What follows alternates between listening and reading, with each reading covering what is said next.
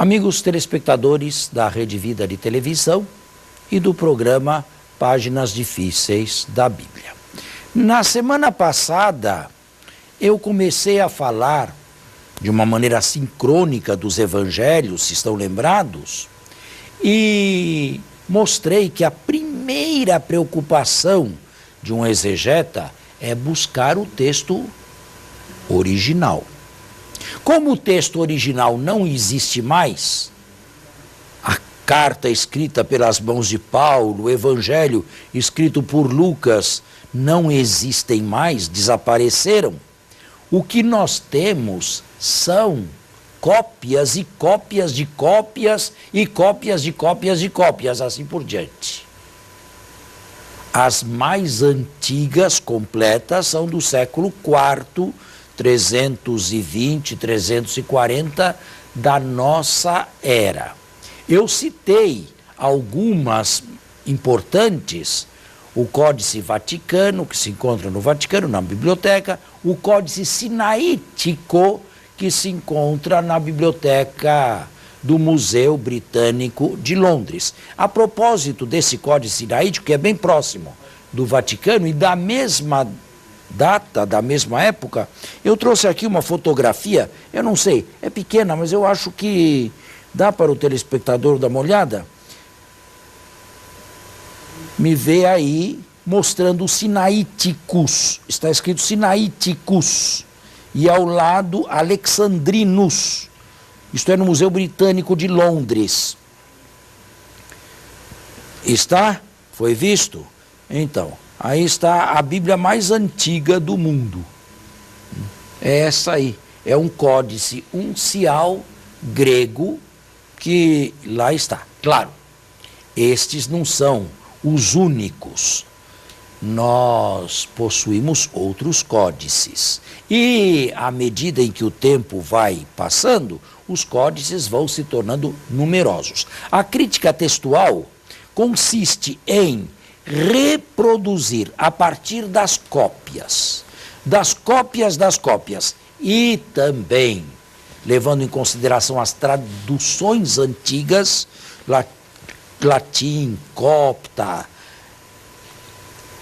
a língua armênia, assim por diante, reconstruir o texto tal como ele terá sido produzido pela primeira vez.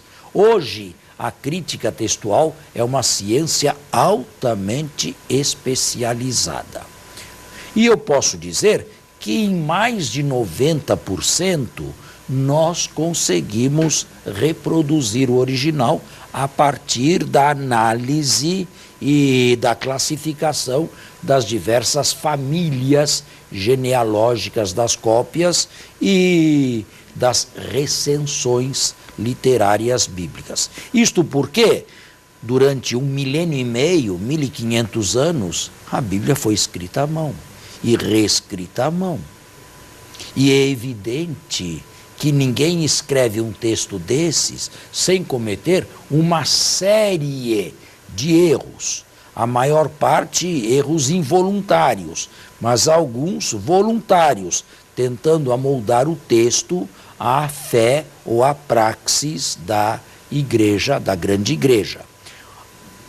O desafio do exegeta é, portanto, reproduzir, tanto quanto possível, mais de 90%, o texto no original. Padre, que tipo de erro pode ser aí, o senhor poderia identificar assim, para ilustrar essa conversa, né? Existe um erro muito comum chamado aplografia.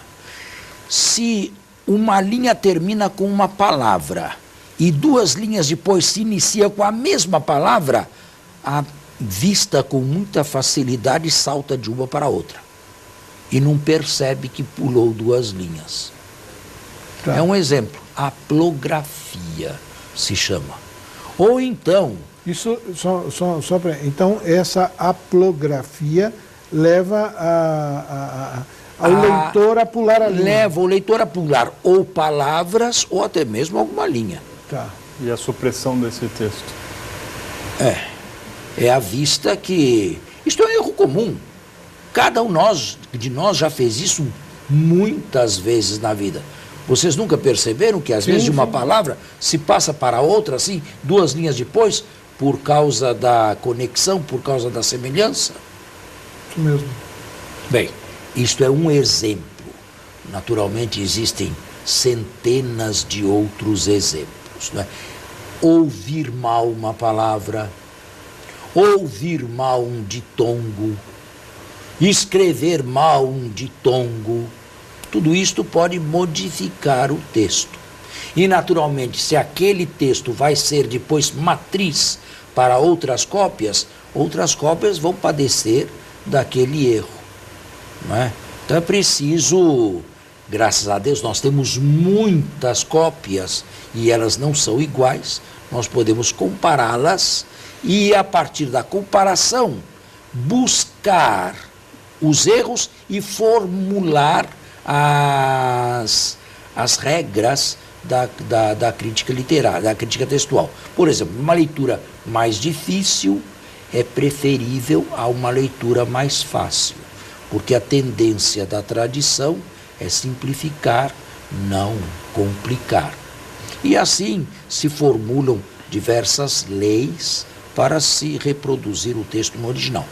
A Bíblia é um fenômeno único na humanidade de texto antigo, porque todos os outros textos antigos que nós temos, desde os célebres e clássicos gregos e romanos, nenhum manuscrito vai além da Idade Média.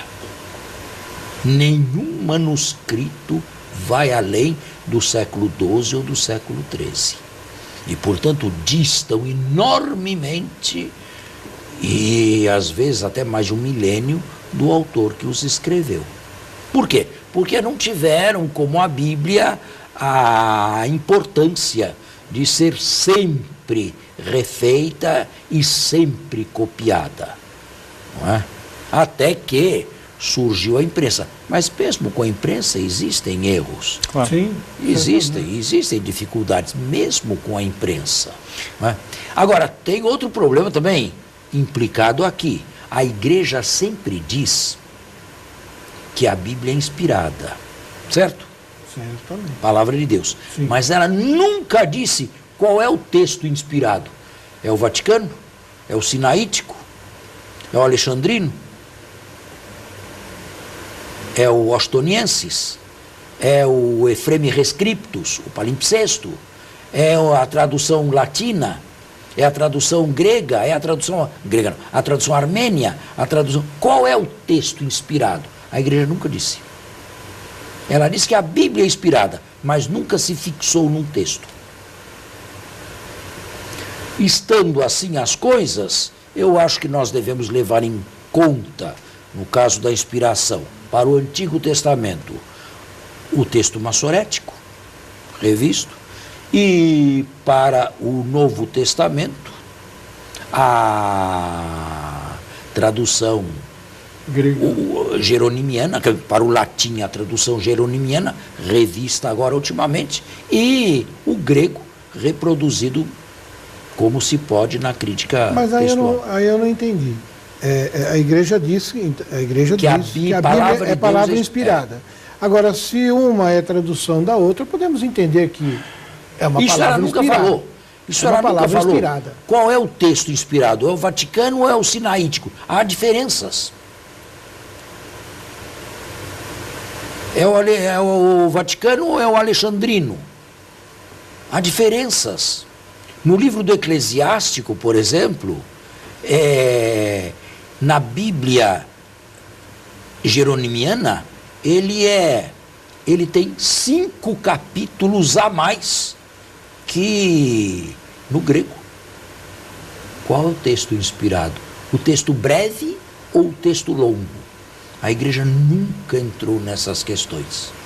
Mas a igreja tem um texto que ela apresenta aos fiéis, não é? Ela Um tem único o texto. texto oficial, mas é para a igreja latina, não é para a igreja católica inteira, que é a nova Vulgata, a antiga Vulgata corrigida. Este é o texto oficial para a Igreja Latina Ocidental. Portanto, hoje, para nós no Brasil? Para nós no Brasil, bem, é uma tradução, uma única tradução permitida para o uso litúrgico. As outras Bíblias todas são permitidas para uso privado, particular, mas não na liturgia. Você ler esta Bíblia na liturgia está errado. Está errado. Embora seja católica, embora tenha imprimatur, tudo, ela não serve para a liturgia. Ela serve para uma leitura pessoal. Agora, padre, de volta à exegese, o senhor deu um número, uma estatística, disse que 90% do texto acredita-se é texto original. De onde acredita-se não se sabe, se reproduz. De onde vem esse número? Bem, esse número vem das comparações e do produto final. Mas como ter uma certeza em percentual de acerto? Comparando o produto final com códices antigos e traduções antigas. 90% é refeito. 90%. Agora, menos de 10% não. Mas a igreja também teve um cuidado muito grande em nunca basear uma doutrina num versículo sabidamente corrompido, do ponto de vista da crítica textual. Ela nunca baseia uma doutrina num versículo, numa palavra ou numa frase literariamente, textualmente corrompida, onde não há certeza do que seja o original. Então eu acho que eu entendi mal o comentário que o senhor fez. Na verdade, o que o senhor está dizendo é que conseguiu-se recompor 90% de todo o texto. Não que há certeza de 90% não, há certeza, de 90% há certeza, sim. Sim, há mas certeza. Na verdade... Mas 10% ou menos... Se perdeu. Se perdeu, não. Temos variantes, mas as variantes são de tal monta que a argumentação de uma anula a argumentação de outra, e assim reciprocamente. E não se sabe qual seja mais o original. Eu posso dar um exemplo. Vai longe isto aqui, mas acredito que seja... útil. Claro. Posso dar um exemplo. Existe uma frase no Evangelho de Lucas que é importante. Pai, perdoai-lhes porque não sabem o que fazem. Só que esta frase importante falta em diversos manuscritos importantes. E agora? É original ou foi acrescentada mais tarde? Os argumentos se anulam reciprocamente. Os que falam é original raciocinam da seguinte maneira: Jesus propôs o amor aos inimigos e ele mesmo dava o exemplo. Os que são contrários e dizem que foi um acréscimo afirmam que Jesus nunca poderia ter perdoado os judeus, porque o pecado dos judeus é imperdoável, o deicídio é imperdoável, como andavam explicando os padres da época. Percebe que os argumentos se anulam reciprocamente? Mas hoje subsiste? Hoje subsiste. Nós aceitamos, eu aceito que a frase seja pelo menos inspirada, canônica, por causa da definição tridentina. Agora, se ela proveio realmente da mão de Lucas, aí faltando em diversos manuscritos importantes, esta é uma outra questão, que eu acho que no atual estado da ciência é impossível responder. E assim, há diversas. Vamos ao intervalo e voltamos. É um exemplo? Sim. Posso dar outro. Vocês conhecem aquele famoso episódio da adúltera? Quem não tem pecado atire a primeira pedra? É o capítulo 8 de João. Sim. Em diversos manuscritos não aparece o texto. Aqui a questão é mais delicada ainda. Não aparece. A maior parte dos exegetas imaginam que o Evangelho de João primitivamente não continha o episódio da adúltera. Agora, de onde surgiu? O senhor tinha usado... Como foi parar lá? Até hoje não se sabe. O senhor tinha usado um termo, quando a frase não é legítima, a igreja não... Não. Quando não se tem certeza, a igreja não baseia uma doutrina de fé. Uma doutrina em cima. Mas nós não temos uma doutrina em cima, por exemplo, não temos, né? Mas nem da adúltera. Esse episódio, o episódio autêntico, realmente ele foi escrito autenticamente ou ele foi inserido depois por um copista, por um escriba? Você também pode, se quiser, acrescentar alguma coisa na Bíblia. Pode mudar uma vírgula, mudou tudo. Pois é. Foi feito isso? Até hoje se discute. O Concílio de Trento afirma que o texto é canônico. Agora, se ele veio de Lucas, se ele veio de João, e como foi parar no Evangelho de João, é uma discussão sem fim até os dias de hoje. Porque falta na maior parte dos melhores manuscritos.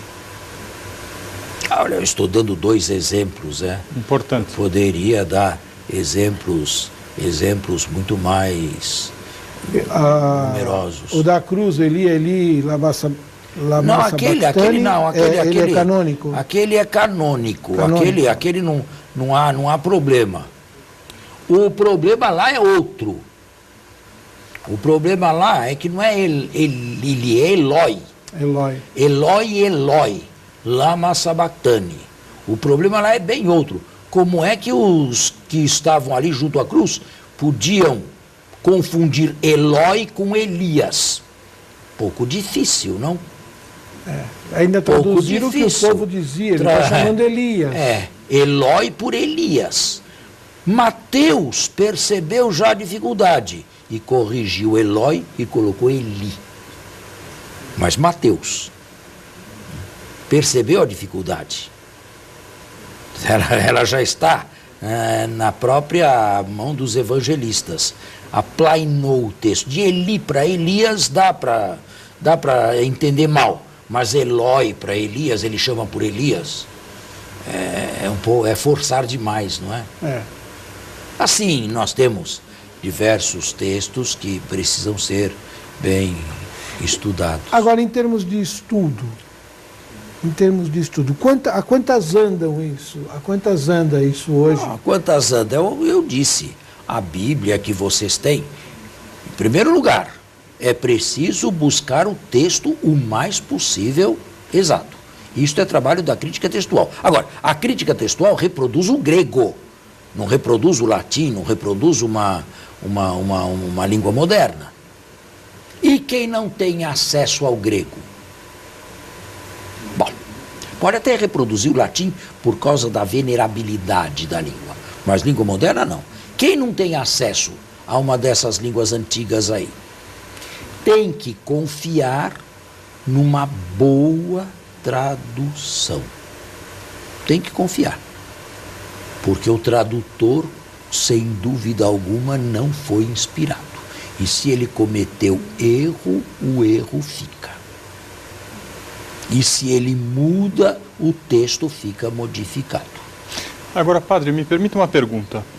Nós estamos falando, então, da exegese do texto, que nada mais é, nesse aspecto que o senhor está apresentando... Do que a busca do texto primitivo. Isso, a limpeza daquilo que não pertence ao original e a manutenção daquilo que é original. E aqui se tem um texto. Eu gostaria de fazer uma pergunta que talvez vá adiante no que o senhor possivelmente vai explicar. Da mesma forma que houve épocas em que se alterou ou se acrescentou, seja por erro, seja voluntariamente, excertos a esse texto original, que hoje se busca limpar, a doutrina, ou a regulamentação que a Igreja nos apresenta desse texto, através da doutrina de fé, através dos escritos que nós temos modernos da Igreja a respeito do Testamento, do Novo Testamento, essa inserção tardia, ela se classifica como o que exatamente? Se a inserção foi tardia mesmo, elas têm que ser expurgadas. Sim, mas eu na verdade não estou me explicando bem. Eu entendo que evidentemente não vai aparecer no texto bíblico, mas ela aparece no sermão dos sacerdotes que fazem a missa ao domingo, no sermão do Papa que nos indica o caminho. Não. Bem, no sermão de padres, eu não sei que texto esse padre leu, que preparo teológico e exegético ele tem, e, portanto, eu não posso pôr a mão no fogo por ninguém. E existem padres que fazem verdadeiros absurdos, manipulando o texto bíblico e fazendo isto voluntariamente. Existem, infelizmente existem. Agora, quanto à manipulação, então esse é um termo bom aí para os dias de hoje. Existem centenas de Bíblias editadas por aí que são manipuladas. São. Eu posso dar o exemplo de manipulações ideológicas. Sim. Até isso existe. Exatamente. Por exemplo, eu traduzir Kyrios, Senhor, por patrão. Escuta, o senhor da antiguidade equivale ao patrão da modernidade? Não. Nenhum. Sob todos os aspectos, não. O senhor era senhor de vida e morte. O meu patrão não é senhor da minha vida e da minha morte. Eu posso traduzir doulos, servo, por empregado? Não. Não. O empregado trabalha 8 horas por dia. O empregado tem CLT. O empregado tem férias remuneradas. O empregado tem uma folga por semana. O empregado tem 13º. Como é que eu posso fazer essa tradução? Eu estou enganando ideologicamente. Esse tipo de erro existe. Infelizmente, em algumas Bíblias, inclusive católicas. Agora, desse tipo de erro, então, aí nesse caso, torna-se uma manipulação. É claro. E manipulação ideológica. O que é pior ainda. Que vai modificar a vida do outro. Que é pior ainda.